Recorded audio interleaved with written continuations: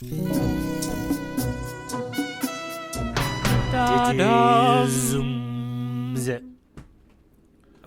Yeah, I went a little bit.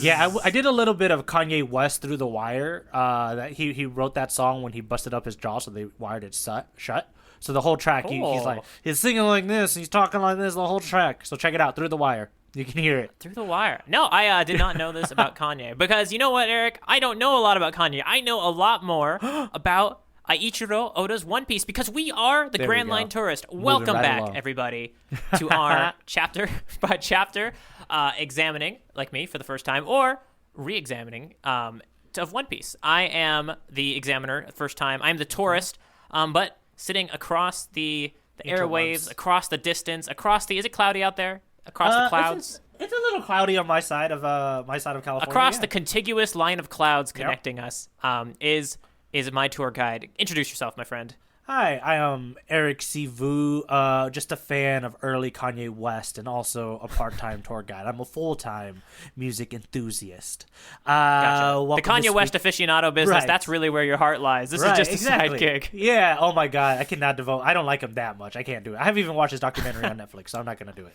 Yeah, I am in harsh the camp. Blow coming from a big fan. I know, you know what? I'm in the camp of, I don't know if you're allowed to have a documentary until you're dead. Like, I don't think that's fair. Oh. Yeah, because then you can still mess up your own documentary. I think so if you're alive. Yeah, let's talk about One Piece, man. Today we're talking about what? Chapter 35? Chapter 35. Before we get into the details and the particulars, we don't have it's not a letter at port, but that's the section of the podcast where we talk about follow-up or anything that's been sent in. And in particular, this was something that was very crucial. Eric, if you have a gigantic book of pictures and you're sitting at home and you got people in your living room, do you know what that's called? Because I had to figure. It took me a while Googling to remember this word and phrase that I should have known. Do you know it yet? You texted it to me, but for the sake of a mysterious and to keep this bit going, I'm gonna be like, I don't know what it is. Good, because I'm gonna tell you what it is. It's a coffee table book. Coffee table book. Yeah, I guess I don't drink a lot of coffee, so it makes sense how it would eventually kind of leave my brain coffee. That's I still don't have a table though. Oh, I actually, it's funny, for not drinking a lot of coffee, I quite like it. I can't do the caffeine, so I take a decaf coffee, put a bunch of milk in it or something, like soy milk, get a delicious, I just make it taste good. It's great. Wow, you like chocolate, you make it a treat. You make it a candy. If I have chocolate milk, it'll be a chocolate latte. If I just have soy milk, it'll just be a regular soy milk latte, but all decaf, and just, I'm really doing it for, that coffee taste, that bitterness, it's good. Especially with chocolate. I love coffee so much. I went to, We went to Hawaii and we went to the Big Island and they're like known for making coffee. So I got like a bunch of little coffee samples from all over. Did you get any of the coffee beans covered in chocolate crunch on them? No, I got real coffee. I'm an adult, Jacob. All right. Whoa, but I mean, it's almost like eating a raw bean. I feel like it's getting closer. It's getting to the closest version of coffee. Sure. Continuing our follow up, the other thing I wanted to mention out to our fans out there is that if anybody has either $14 or $5. grandlinetourist.com, last time I checked, was available for $14 a year, and grandlinetourist.fun, that's only $5. I mean, that's pretty cheap. I feel like if someone out there wants to go ahead and get a year of a URL that we can, forward onto our website, go for it. Encouraged. Oh my goodness, we're just gonna crowdsource our website. We're gonna crowdsource. I think maybe if we can crowdsource $5 over the next year. Woo. That's a big accomplishment. We're eventually in the positive at that point, don't you think? We're in the positive now. Yeah. So yeah. And all it is. Well, let's do it. That's all the follow up I have. That's all the letters at port from myself to me that that I think that was a good section. That was good. I think we learned a lot in this brief moment. Alrighty, on to chapter 35, the steep slope. I am here to give you the itinerary. Kuro! He just got punched hard by Luffy. He is on the ground. Nice. Couldn't believe it. Never thought he'd wind up there. Yeah. But it's time, it's Mary, right? Mary's the name of the Mary's friend. the name of the goat. This is a little bit of vengeance for Mary coming here. Right here. And you know what? It doesn't stop there because Usopp's little vegetable crew, you got some carrot, you got some onion, you got some pepper. They come in and they punish Kuro even further. They just start hitting him with a variety of implements. Lovely little scene there. But that Kuro doesn't stay down for too long. Nope. He gets up. He does some fancy pussyfoot maneuver. He can get around very, very sneakily. And he kicks Usopp to the ground. And now they decide between him and his right-hand man, Django slash hypnotherapist. I don't know. I'd go to him. Okay. Steven Tyler. They split it up. Captain's going to take care of Gum Gum Man and Luffy, and Django is going to kill Kaya. And hypnotize her at the same time, right? Like, do all of that. Yes. The contracting. Get that. And then also kill Little Vegetable Crew. Crew is just nasty. Boys. Yeah. Oh, the food boys. Oh, goodness. Zoro is then confronted again by Butchie, but Mega Butchie, doing classic catastrophe moves. Usopp, he is worried about his little pirate crew and Kaya, and so he tells them to kind of just flee, run off into the woods, protect Kaya, get out of here. This is not the place to be. Thank you for walking a long time to get here. Now go walk back. Yeah, like now you need to go. I didn't realize that until just now, that's what's happened to them. Oh my goodness, that's kind of sad. Okay, well, questioning their decisions for that morning, I'm sure. But as they're, trying to get away, Django is going to use his lethal stars to, kind of get at them, and we'll see how that kind of plans out. But Usopp gets a good slingshot into the back of Django, slowing him down from getting after Kaya and the food boys. And then ultimately, we have the tables being turned. Zoro and Luffy are now trying to go up the slope, getting through Kuru to allow Kaya to get help, right? Because she walked all the way down here, and now she's like super sick too. They have yet to say this illness. We just know she's really sick. Apparently at this point. Yeah, no, I'm actually. It feels like at this point, they just didn't know what to call it back then. It just, people just powered through it, and that's tough. That's tough. Not easy to just power through asthma. Yeah. So that's the itinerary. A lot of action. A lot of stuff going on. I really like this chapter. I think the steep slope is dope. I think the steep slope is dope. Steeping your tea with a little bit of sloppiness, it's not bad. So this, I only have one discussion point that we could probably spend a majority of the time with. I'm calling it layering the fight, because we are now layering more things to this fight. I only had one thought as well. I just want to tie in. I'm going to just say they're the same thought. Yeah. My thought here is, how long have we been fighting? I know, and it can't be that long. And so layering the fight fits in perfectly, right? That's like we've been layering this up, Yeah, and I think it's just fun. This is such a good. I think he's really hitting his stride in this arc. Like, I kind of see a lot of the things that I like about One Piece I couldn't put into words, and maybe I was just bored with this chapter when I read it again, or when the first time I saw it, because I'm so used to I've watched and read a lot of manga up to the point where I got into One Piece back in 2010 and all that junk, right? But this one, really slowing down and reading it, like, it's fun.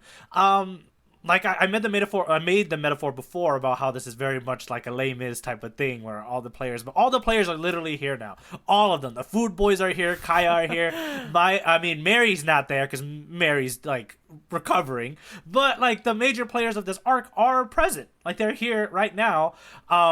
There's just a lot of fun. Empty chairs and turning tables. Oh, no, not yet. That's later. That's if Captain Coral wins. Someone's going to be singing that very sad song. But yeah, it's cool to see. I was thoroughly surprised. I forgot that the food boys show up, and they start laying the hurt. And I love that when that moment happens, we all have the same fear as Usopp, which is like, they don't know that he's gonna kill them. He has no problem doing that. We just don't know if it's gonna happen. We're dealing with demons, right? Yeah. They're like, we're gonna get the butler, and you're like, oh goodness. Yeah. Oh no, buddy. But I thought this was such a cool idea of just adding more context and morphing the fight to where it's kind of going. I know we were kind of discussing, like, oh, I wonder who's going to end up fighting who. And this is kind of a fun, natural way of saying, like, this is who's going to end up doing what. And it's moving, and it's still moving. And I thought that was really neat.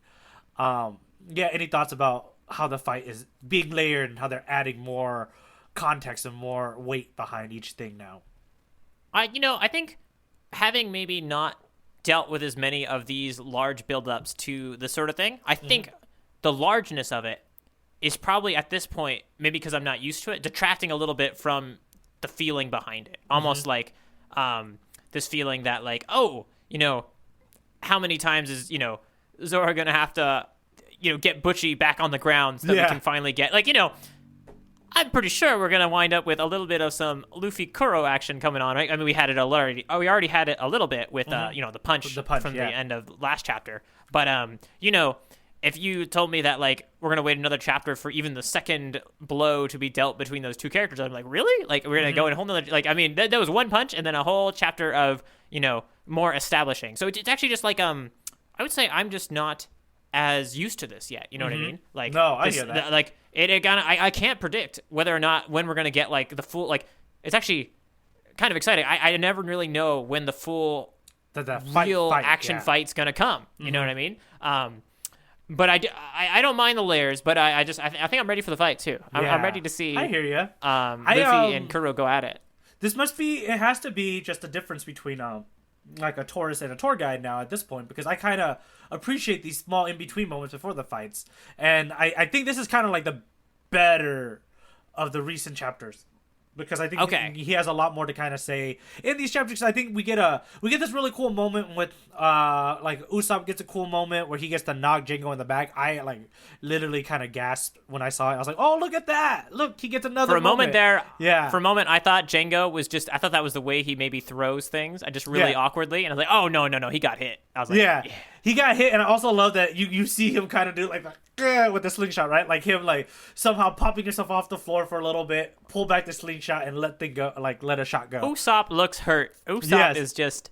I mean, again, this is kind of maybe this is this will play a little bit more into what I'm feeling. Is this that like I totally agree with you. I don't mind. I actually probably in general I am in general the sort of person that would enjoy these in between moments. Yeah. I think it's just that it feels like we've done so many layers of it, right? We've had a fight within between moments with a fight within between moments, and now that we're here, it's like I kind of have to like. It's almost like the weight of all the actions of the past fight have to still be in my mind in a way that's a little tough. I haven't learned to appreciate it yet. So like for instance, I don't feel like I know Usopp's really hurt. Yeah. But I feel it less and less the more chapters go by from the time he was brutalized, right? Which was a couple chapters ago at this point, So that's kind of where I'm coming from there. And that also could be, with me and you. Yeah, well, you know what? These would have came out weekly, right? Yeah, it would have came out weekly. So we're not our timeline isn't so bad from that. You would have to wait if you were getting these on the real timeline when they came out. So no, I'm just feeling a little bit of that, but I also get what you're saying too. So yeah, I know you said earlier that he kind of did like a cat move before he kicks Usopp. I actually think he just walks very slowly and knocks Usopp anyways. Okay. Yeah, because Usopp is not at the point to be able to. No, and I think that's more symbolic of Kuro too, where he's like he doesn't kill the kids now because he goes, one is not worth my effort. This boy on the bottom has a double fruit. Like like Kuro, again, when we talked about what makes him like such a good villain is that he's very calculating. So like it's not worth the effort to kill these kids right now. I don't have to worry about that. But I'm gonna kick, and I love his kick at Usopp because that's just a kick of frustration in my head where he's like, I am so upset that you've caused this much of an issue for me, so you just get a kick because I'll kill you later. Like I know you can't with a very soft slipper. I don't know, I'm just kidding. You're right. The slipper may be soft, but there's a foot behind it. And he's kicking that. He's kicking hard. That's another reason why Usopp can't move. And poor Usopp is like freaking. He's so freaking out in this whole chapter because his boys are here and he loves his boys, and I love that the boys have the right idea. Like the food boys, they have the right idea. Like it's great and it's honorable, and they're actually learning. They learned this stuff from him, right? And it's great. But in this one instance, it's like I am so afraid for you right now because that guy's a monster. The guy on the bottom there, which is cool that you get this moment at the end when Zoro and Luffy is like, "Hey man, we got you. The tables are turned, but we're gonna do what we set out to do, and we're gonna do this together," sort of deal. But overall, I really like this chapter, and I do like this. Just a lot of good shots. We'll talk more about it in our battle later today. But this is the first time where I've noticed, and maybe it's just because it's been a while since we recorded, that I'm just like I was really into a lot of the panels in this specific chapter. Anything? No, that's cool. I'm excited to throw my panel back at you, but before we do that, I think it's time for some ha-has. A little bit of OP got jokes. I only got one. Oh yeah. Okay. Yeah, I only got one. OP got joke. A joke. You know what? I'll show you the joke that is not really particular to this chapter, but it's the first time I realized it. Mm-hmm. Oh shoot! You don't call them. I'm not the vegetable crew. What do you call them? Oh, the food boys. The food boys. Mm-hmm. They consist of who are they? Who are the three? They consist of onion, a carrot, and then is he a tomato? It's pepper. Oh, pepper. Yeah. Yeah.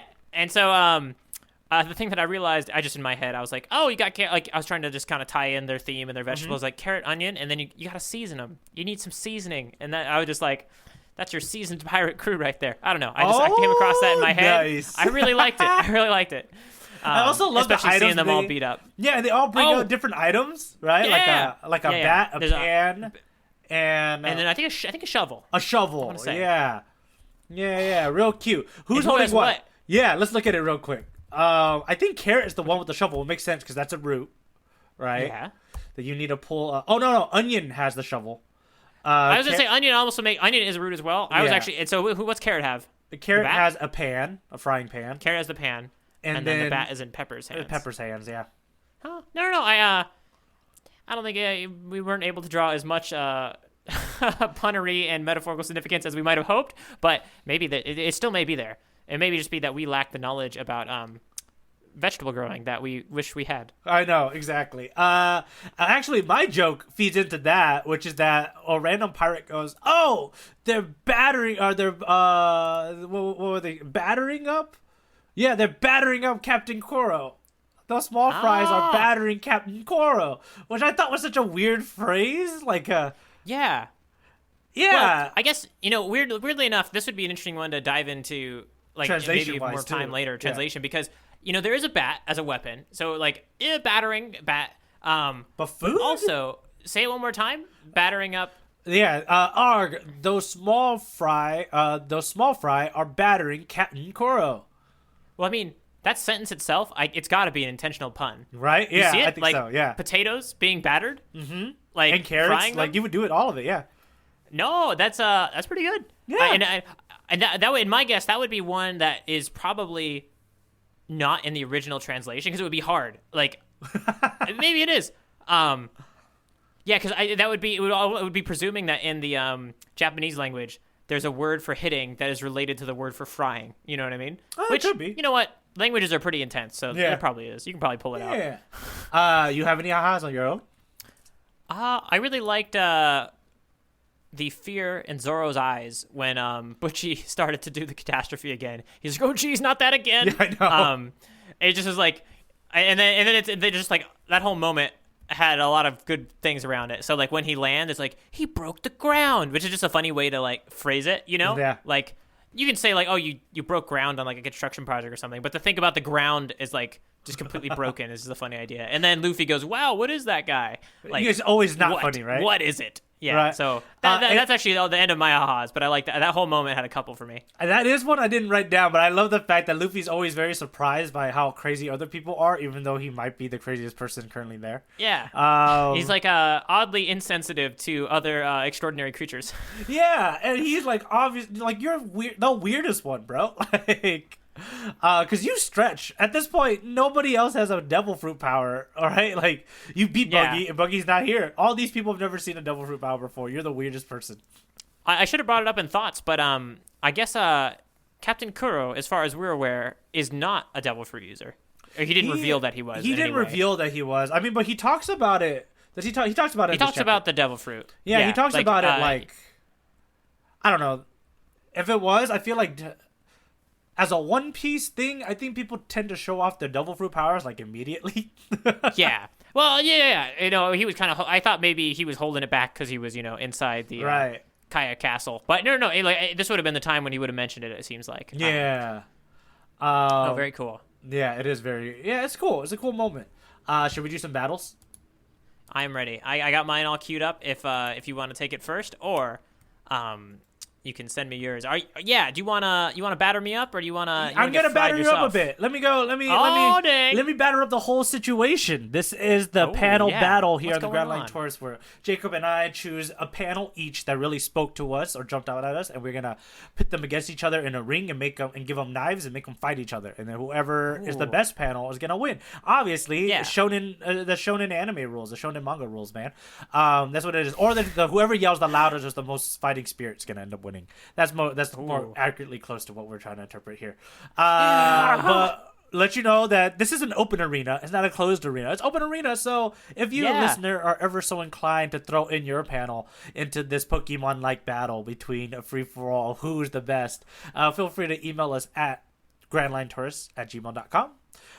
Just let us know. Send it before so we can throw it in. Tell us after so we can be like, yeah, that one wins. Is the one who is the ex machina. He might have showed up to the fight night the day after, but we'll get everybody back. We'll say, hey, you guys may have fought yesterday, but there's another one here, and it's gonna beat you completely up. Yeah, but let me do my honorable mentions real quick. Because honorable mentions? Yeah, like I told you, there was a lot of them that stuck out. I don't know why, it's just about this specific chapter, but I do want to pop out a few. So give me 1 second. How does that make me feel? I only brought one panel, and here you are, a panel and all that panel's friends. Oh my goodness. So you know what? There's a way to do this. Should we do our first choices first, or should I do my... Because I'm afraid that one of my honorables might end up being one that you choose. So maybe we should do yours, and then I'm not making a sound effect for honorable mention matching. Is there... But, okay. No. I actually, you know what? It'll be fun, even if it is like you will have the mystery of not. I'll be able to hold my cool as I see my panel as an honorable mention. Okay. And so I do it. All right. Send them. Here we go. Here's the first one. And then I'll kind of chat about it. I really like this panel. Ooh. I think because Nice. it just kind of establishes at this point what his priorities are, and it's none of these people in this framework. Oh yeah, and let me go ahead and describe it. We got this is the panel in which the Food Boys had just finished beating up Captain Kuro, but now he's gotten up and hey, he walked right by us, and so he's walking right by the Food Boys. He's walking right by Kaya, who's also kneeling on the ground, and he's I think he's about to head in the direction of Usopp is who he's getting close to, right? Because he's about to land that kick in the next panel or two. I think he does kick him soon. Yeah. Yeah, and we got the tumps, the TMP little automata in the air. That's his little like way of walking really quickly and silently, right? I think it's just, I think what it's trying to establish is how noise. Slowly he's walking, like how little of a threat he's considering these 5 people on the panel. Oh no, it's so funny. This makes a lot more sense. I think this is the panel that had confused me as well, which is interesting that you took it as your honorable mention because I was thinking, I thought the tumps was like his super slippers being used in the ability, but I think if he was using his ability, we wouldn't have any sound. So you're right. I think he just. Mm-hmm. He walked right by us, and that actually makes their comment pretty funny because they didn't do anything as he walked right by. Yeah, well, because they were scared too, right? Like everybody's scared, and when he gets up, they're already scared when he got up. But I just love that it just shows it's such a good panel to establish like there's such a nuisance to him, but he knows this isn't a priority. Like right now, he's like, I don't care, and he also thinks this is gonna get solved. These 5 right here. This is going to be solved, but that freak at the bottom of the hill is going to be a problem. Like, I need to deal with that. Oh my goodness. He just punched me from all the way over there? Dag nabbit. Look at right? that. And he's already calculating in his head. Like, that's also why he let the kids beat up his face, because he was already thinking. Like, he's already making these things. I never thought about that, but I like thinking about, like, as he's getting, like, pummeled in the face with the shovel, he's like, okay, how am I going to deal with the guy with the... And I push. I think I'm going to... I'm going to get up. Okay. That's interesting. It makes me go, like, he's a fun villain, because now he's all... The weight of him, like he's scary. Like you feel Usopp's presence. fear. Yeah, the presence of all of it, and the fact that he doesn't do anything here, I think for me establishes that he's a lot scarier than we thought. Okay. Yeah. Nice. That's one of your honorable mentions. Who knows? Okay. Maybe that was my favorite panel. You cannot tell. Here's another one. Hey, I'll explain this one. This one's a really cool. Go for it. Just a really cool frame. I thought it's Butchie goes after Zoro again. They get in Zoro's way, and he's this is kind of after. I think this is after his catapult. I think you're right. Yeah. This is after his catapult, and he kind of charges at Zoro, but kind of establishing how strong he is. But I love that in this frame, it's Zoro holding a shield to hold his hand, and then putting Zoro's like left foot on Butchie's face to kind of help support and push him back. And Zoro's right next to a cliff.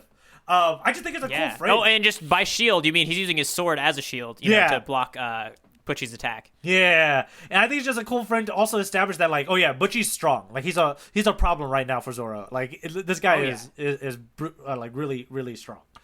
And then I think I only have one more. Yeah, give me 1 second to grab it for you, Jacob. What did I say? It was okay. Yeah, and we talked about this briefly earlier, but I did really like this shot. Which is, I just think is a very cool Usopp moment. And this is the moment where Usopp lands a shot on Jingo from the back. Yeah, no, it's really cool because you got and the kind of the lower left side, you have Usopp on the ground, but you can see his arm lifted, with that slingshot, and that follows the line of action all the way to Django's back, causing him to kind of be completely messed up in his shot. And it's funny, when you read this panel the first time, did your eyes go left to right or right to left to read it? Oh, right to left. Yeah, no, okay, yeah, because you got fly, lethal stars, oof. It's actually a very cool comic technique / manga technique in general, that like you're showing multiple times happening at the same time, kind of.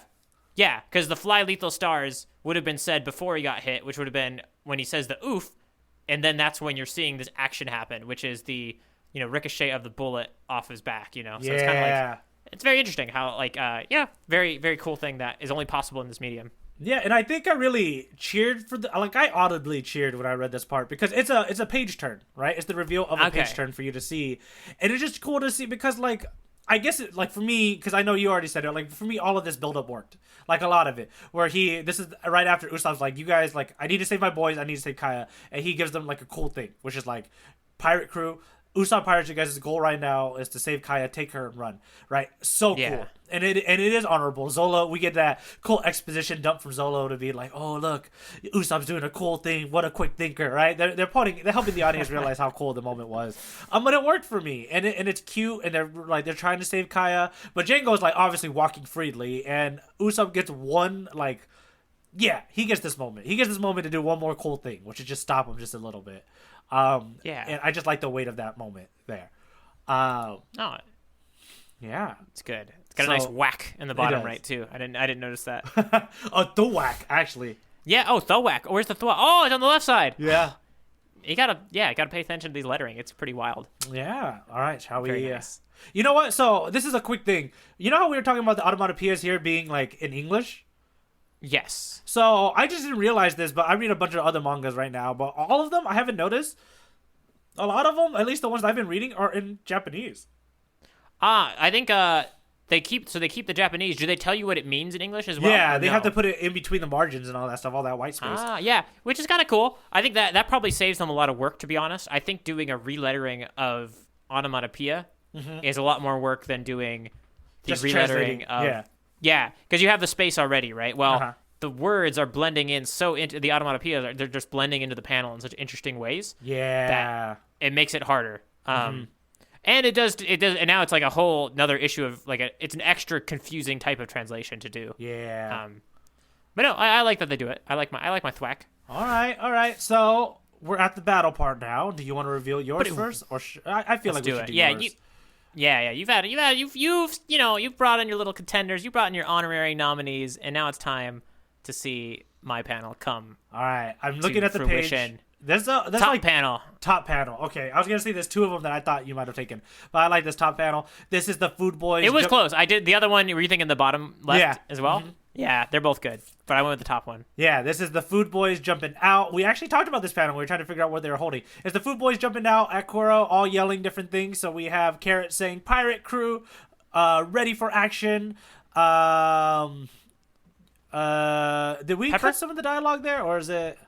Oh, yeah, you're right. I think my picture must cut it out. Something yourself, you smelly butler. So it's probably. Oh yeah, I got it. Okay. Steal yourself, nerve yourself. Yeah, I don't know. It's the Food Boys jumping out. It's cool. It's like a half panel page, a half page panel. Prepare. It's prepare. Yeah. Usopp, pirate crew, ready for action is what Carrot says, and then we have Pepper in the middle saying, "Prepare yourself, you smelly butler," again with a butt pun. And then Onion saying, "Yeah, smelly butler." Great. And then we have dum da da as the onomatopoeia as they're jumping on this freeze frame action as they're jumping at his face. With the forest in the background too, which I love a lot. Yeah, and I think the thing that ultimately made me choose this panel over the other ones was just the jumping at his face, but the camera is on the ground, looking upwards at them as they come towards him. So you get this really. If you didn't know Kuro was on the ground, you'd be confused about the perspective. But once you realize that, it makes so much sense. Yeah, it's almost like the camera was set up on his belly, right? If they. Yeah. You have to put it on his stomach to catch Kuro. Well, and to be honest, it's interestingly enough. In real life, it might be hard. You might not be able to get the camera could be even because we have the magic of manga and comics, right? You could be practically in his belly a little bit, right? You can have it cut off in a way that you can't you can't cut off your actor's body to get a better shot in the real world. Yeah, I love it. And I also love, this might be looking into it way too deep, but they're also, the Food Boys mention a lot during this chapter that the forest, if they make it to the forest, then they're going to be clear of safety, right? And it's cool to have the forest in the background here, kind of like they're jumping out from their comfort zone into. No, I don't think that's reading in too much to it. This is their domain. Yeah. And like they are like, I don't know, they're at their full strength right now, right? Yeah. They're coming to do something to save their city. They come out of the woods where they know and hide, and that's where they belong. And they're doing something good, right? They're attacking the evil butler. So, so good. Yeah, I like this moment. I just like this chapter. I think that I'm a big fan of this chapter. Is what it's coming down to, Jacob.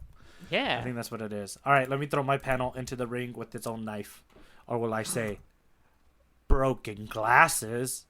Oh, okay. I definitely enjoyed this panel a lot too. So we have, it's not the biggest panel, in the chapter. It's not the flashiest, but basically this is the panel where I think it may be no, it's not the first time we see Kuro do this motion of pushing his glasses up. No, but it means something different now. Yeah, but he's pushing his glass up, and they are completely broken. This isn't even the first time we see him do it with his claws, is it? Nope. Okay, yeah, no, but it's also important to note he does have his claws out. So this is the one time where it starts to make more sense, right? Because he has the gigantic claws, and this is why he has to push his glasses up like that. But yeah, he's doing it after getting up off the ground, and they are, broken glass falling from the glass. He got punched by Luffy and then beat up by the Food Boys. Yep. And, maybe the head is not quite as straight as it usually would be. It's kind of inclined towards the ground, but still ever focused, completely unfazed to like all this nastiness that's going on with such a natural gesture. I think that's on purpose. I think the main focus here is supposed to be the glasses falling.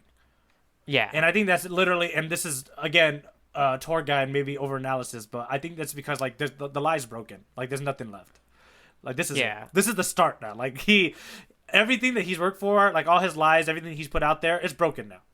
Everybody. Do you think he even needs glasses, Eric? I mean, does he have a vision problem, or is he's about to prove that he doesn't, I think.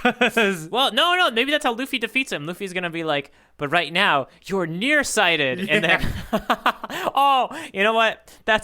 We can just take that as a Jacob's tinfoil time. Woo! That's how the great Captain Kuro is gonna be defeated. He doesn't have quite the vision that he usually would, and Luffy will take complete advantage of it. We've seen it here. Eric put it in this panel for a reason. He's our tour guide. He wouldn't set us up to fail. Thank you, Eric. Oh, this beautiful so good. Moment. And I also love, so this my favorite panel shares the kick on Usopp, like it shares the same page. I'm just looking at this kick. It looks so nonchalant to me. It's like the way you would kick a piece of trash, or kick something out of your way. Like that's the way he kicks Usopp. Yeah. And I love it. It just means so much. Like he's so mad. Like it's scary how mad he is. I know. Kuro's cool. I definitely think most menacing villain so far. I think so too. He's not as goofy as Buggy. He's also a lot more menacing than Captain Morgan. Like everybody's been goofy. This is the first one. I'm like, this guy is kind of scary. He's probably got the most in common with Morgan as far as being more menacing in a traditional menacing manner. But it's a different level. Yeah. Give me Captain Morgan any day. Although Captain Morgan kills pretty fast sometimes. A little quick to strike. I don't know. Maybe I could reason with Captain Kuro a little more. I don't know. That's a tough decision. If you're being interrogated for information, do you want to be being interrogated by Captain Morgan, or do you want to be being interrogated by Captain Kuro? Write us in at grandlinetourist@gmail.com. Let us know. Yeah, I think also both of them would be they'd be so quick to smash your face against the table. That's they true. would all play bad cop. Both of them would play bad cop. They wouldn't. They wouldn't know what good cop means. They're like, no, it's just being a cop. You just throw them into the table. Okay, so let's do to end today's chapter in today's episode. Let's make the noises of the different items hitting Captain Kuro's face. Oh my gosh, we need to I'm not gonna do a sound effect for this, but literally, I'm gonna screen share after this to show you. My onomatopoeia idea is choose your weapon with which to hit Kuro's face. What? I can't believe it. This is. I feel like choosing the same panel. There's only so many options. It can happen. It seems pretty statistically likely. Yeah. Coming up with the same random onomatopoeia idea is quite interesting. But you go ahead, lead us into this one. We have to try and do all of them, but let's at least choose the first noise that we're doing. I'll give you. You can take pan. All right, I got my pan. And then I will do the sound of a bat because I think that's the material's different, and then somehow we have to work in a shovel. So okay, I think I'll do pan. You you do. Why don't you same, do pan and shovel because they're kind of similar noises. And okay, I'll do the bat. All right, I'm gonna go in. I'm going in my pan. Okay.